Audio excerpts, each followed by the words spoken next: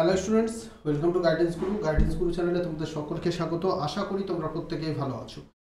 এই কিছুক্ষণ আগেই তোমরা যারা এসএসসি পরীক্ষার প্রিপারেশন নিচ্ছ তাদের জন্য গুরুত্বপূর্ণ আপডেট এসছে।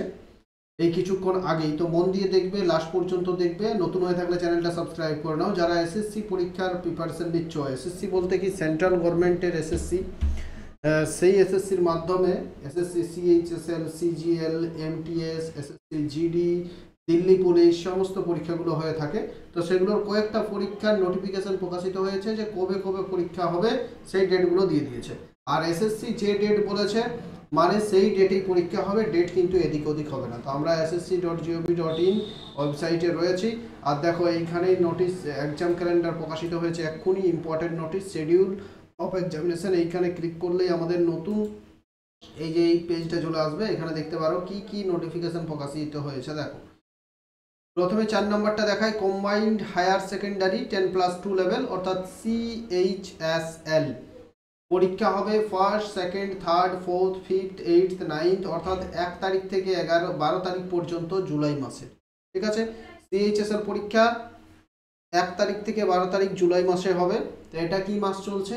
এপ্রিল মাসটা পুরোটা পাবে। এপ্রিল, মে, জুন 3 মাস সময় তোমরা পাচ্ছ।